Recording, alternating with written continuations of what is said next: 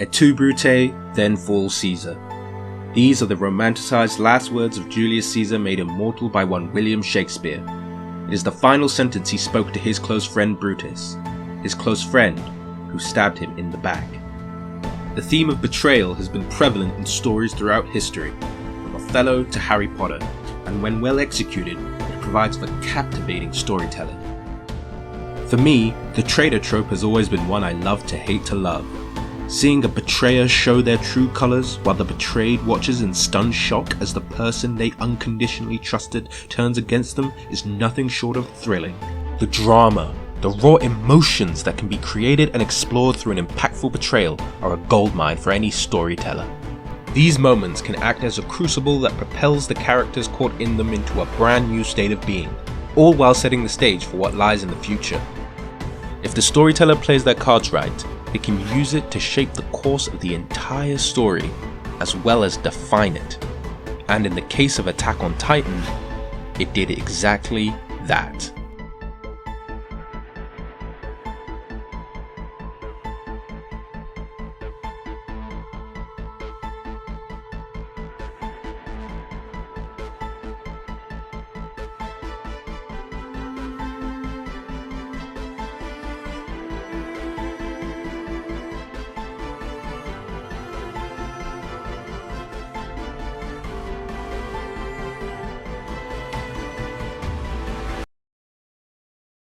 In case the gushing praise I just gave it didn't make things obvious, I love Attack on Titan.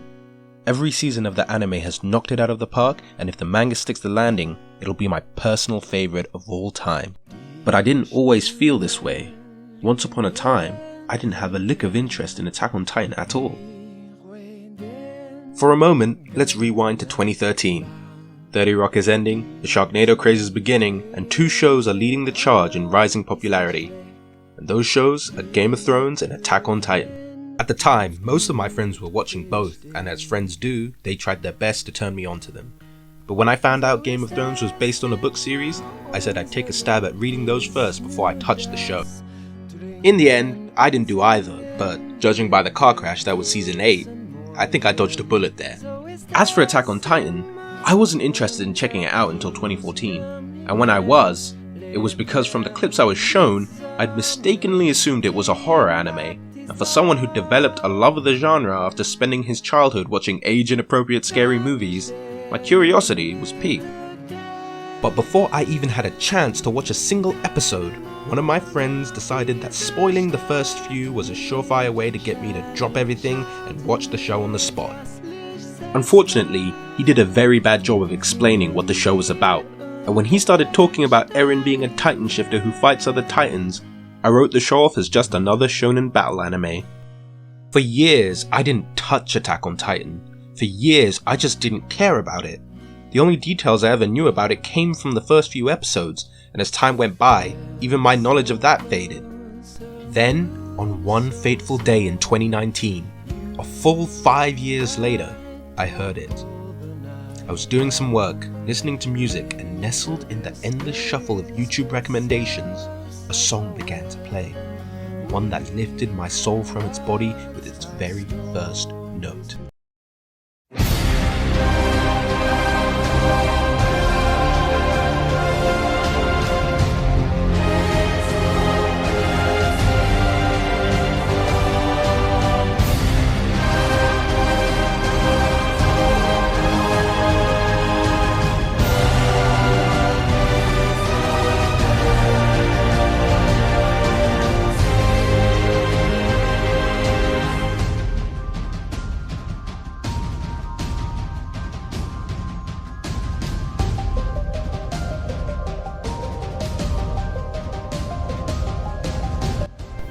Now I'm a sucker for a good soundtrack. Heck, I can't count the number of movies that I love that are middling viewing experiences but have godlike soundtracks that elevate them to levels of quality far and beyond what I'd usually think they deserve. So when I heard Hiroyuki Sawano's YOUSEEBIGGIRL for the first time, a piece of music that to this day still gives me chills, and saw that it was from Attack on Titan, I immediately started watching.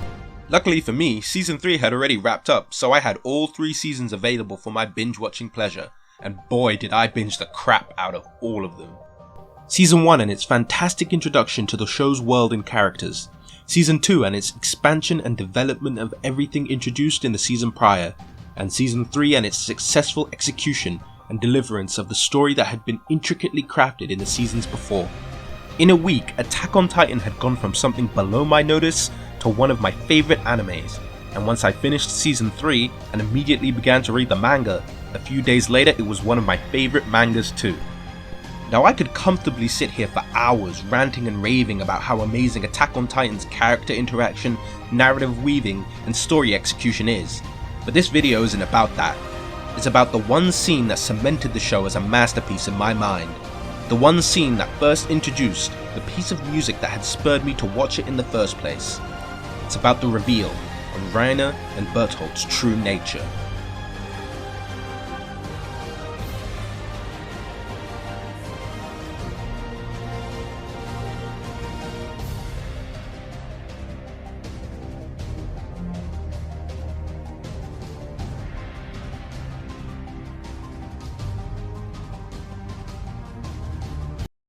Now there's a lot to love and appreciate when it comes to this specific moment, so I'm going to try my best to go through it one step at a time. The scene opens with everyone regrouping after the fight at Utgard Castle, a fight that dropped the bombshell reveal that Ymir is a Titan shifter. Naturally, after that I was pretty excited to see where the story was going to go. At that point, Eren and Annie were the only Titan shifters I knew about, and it was still up in the air as to what exactly the Beast Titan was. All of my interest was in Ymir. Even when the scene began to focus on Eren, Reiner and Bertholdt, I was paying attention to what they were saying, but internally, all I wanted to know was who Ymir really was and where she'd come from. Then, the one line of dialogue that stunned every watcher, whether it was read through subs or heard through dubs, was said. Now it took me at least 10 seconds to realize what had happened, and in that 10 seconds, my mind went through what I call the 5 stages of surprise. Stage 1. Delay. The calm before the storm of emotions. The minuscule moment in which you've yet to detect that something has occurred. Stage 2. Confusion. The state you enter while your brain tries its best to make sense of what you've just seen and heard. Stage 3. Doubt. For a moment, you can't believe what's happening. You can't believe that something this big was dropped into your lap so nonchalantly. Stage 4. Realization. You stop trying to rationalize and you start trying to understand. Stage 5. Excitement. There's no doubt about it. What you saw, what you heard is true. And now that you've accepted it, the thrill of it all is oh so overwhelming. When I heard Reiner blurt out his confession, I was practically falling out of my seat in astonishment. Astonishment that was quickly replaced with confusion when Reiner began to spill his guts while Eren sat there blank-faced and Mikasa stared at them without moving a muscle. I mean, this is Eren and Mikasa we're talking about. The hothead who screams his feelings and the stone-cold killer who would slit a person's throat just for looking at Eren funny. To see them both do nothing while Reiner revealed he and Bertholdt were the architects of their suffering, all while suggesting that Eren kindly let them kidnap him, was baffling. Then the episode immediately showed me that I was doubting it for nothing, because guess what? Eren and Mikasa, they already knew. In fact, everyone knew but me. It was a twist within a twist, a Matryoshka twist if you will. The scene had presented Reiner and Bertholdt's true nature as being a shocking surprise for both the characters and the audience, but then it made the surprise even more surprising by revealing that not only were the characters in the know, but they'd already made plans to deal with the situation. The 12 hours ago flashback of the Survey Corps discussing Reiner and Bertholdt's true identities is such a perfect demonstration of everything I love about Attack on Titan. It features great character moments, especially for Armin, as it further showcases his intelligence and deductive reasoning, 2 skills that become increasingly vital throughout the show. And through Armin's deductions, hints dropped in previous episodes are linked together, demonstrating that not only was this all planned from the beginning, but that it wasn't just a twist pulled out of thin air. It was set up from the very start, and now the audience and the characters have to come to terms with that. And as the Survey Corps do, they dealt with it the best way they could, by planning for the inevitable confrontation with Reiner and Bertholdt. and despite the burning anger and chilling sorrow they must have felt from learning 2 more of their friends were traitors, they all managed to keep their emotions in check and play their parts well. And while they did their best to keep their cool and bury their feelings, they weren't prepared for Reiner to lose control of his. Now, I've always liked Reiner, probably because I'm a big fan of the big brother archetype, but I didn't start to love him until his true identity was revealed, because that was when Reiner Braun became one of the most complex and interesting characters in Attack on Titan. Here was this soldier, this warrior, who was strong, skilled, respected, and had the power of a titan, and yet his mind was that of a broken man. This idea is expanded upon throughout the rest of the show and the manga, but all of it originated at this moment. This was the moment we learned just how fractured Reiner's mind is, and if his words didn't make that obvious, then the look in Bertholdt's eyes did. His shock wasn't just because he was worried about Reiner compromising them, he was worried about Reiner himself, worried that he was losing his mind, and why wouldn't he be? Reiner was supposed to be the one calling the shots, the guy in charge of making sure they made it home safe and sound. They'd already lost Annie, and now he was losing Reiner too. After everything they'd suffered and endured, to Bertholdt it seemed like the Reiner that led him and Annie was gone. Then the winds changed, and as they did, so did Reiner.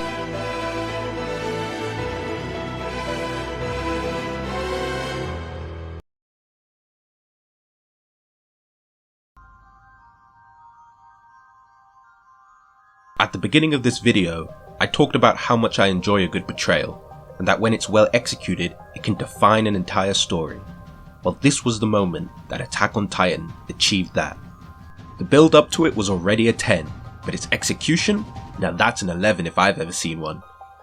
The tension is so damn thick, the music is so damn perfect, and Reiner's speech is so damn good. The way the flagpole snapping and falling startles everyone who was already on edge, reigniting the atmosphere of unease that had seemingly been snuffed out. The way the clouds part, causing the shadow that previously enveloped the scene to recede and be replaced by light. And the way the eerie and intense music comes in at the exact same time. And of course, we can't forget about the star of the scene, Reiner and his return to being a warrior. Like a switch was flipped in his mind, the confused and teary-eyed soldier was gone, and in its place, a Marleyan warrior had emerged. The warrior who had one mission and one mission alone, to bring back Eren. Of course, Mikasa was having none of that. The fact that she didn't hesitate to try and kill Reiner and Bertholdt once they became a threat is just another reason that I love this scene. It was a practical action made completely in character for someone like Mikasa. Unlike the people she protects, she's not one to get emotional.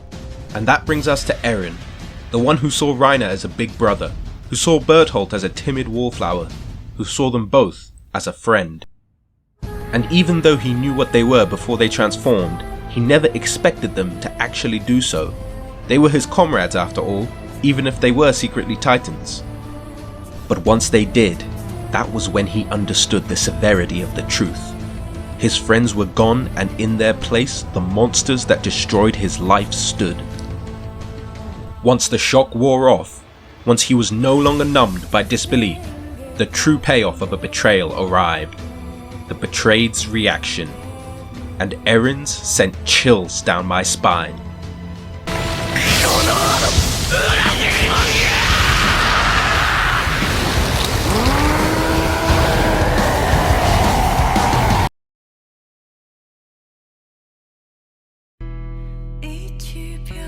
Attack on Titan has always been a story about war and the never-ending cycle of violence that each act of it perpetuates, with a focus on how conflict warps the mind, body and soul. It takes an uncomfortable dive into the nature of morality and warfare, forcing the characters and the audience to confront the harsh truth of it. At the moment of their betrayal, Eren could only see Reiner and Bertholdt as evil, but in reality it was his first lesson of what a war between humans is like. What they were doing wasn't personal, it wasn't spiteful, it was the mission, even though what they did was morally reprehensible. And for better or worse, Eren eventually came to understand that. And that, my friends, is what makes Reiner and Bertholdt's betrayal such a phenomenal scene. Because after all this time, the ripples of its impact are still being felt.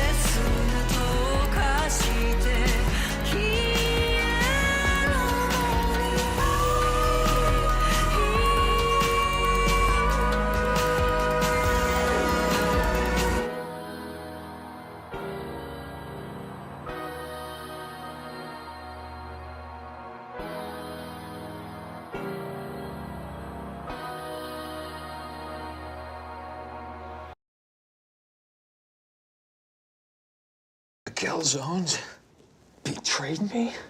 Never again, guys. As God is my witness, they're dead to me.